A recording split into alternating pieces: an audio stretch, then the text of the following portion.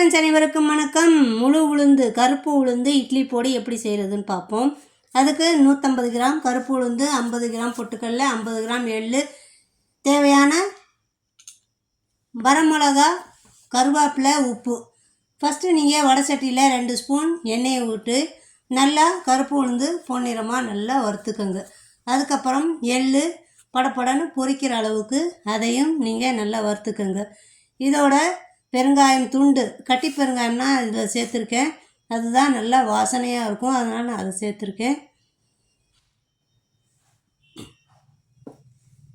இது நல்லா வறுபட்டதுக்கப்புறம் நீங்கள் வரமிளகா, உப்பு, கருவேப்பிலை இதையும் சேர்த்து நல்லா பொன் வறுவலாக வறுத்து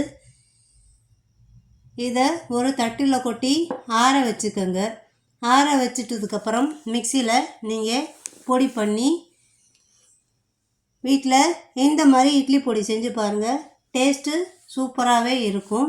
இப்போது இந்த இட்லி பருப்பெல்லாம் நல்லா ஆறிடுச்சு பாருங்கள். கலரும் மாறாமல் கருவேப்பிலை அப்படியே இருக்குது பாருங்கள். இதை மிக்சியில் சேர்த்து நல்லா இந்த மாதிரி ஃபைன் ஓரளவு பவுடராக பண்ணி வச்சுக்குவோம். இப்போ இந்த பொடியில் என்கிட்ட வீட்டில் இட்லி காலையில் இந்த இட்லி இருந்துச்சு.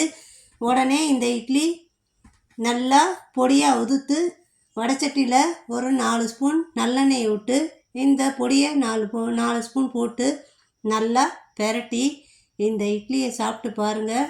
சூப்பராக நல்லாவே இருக்குங்க.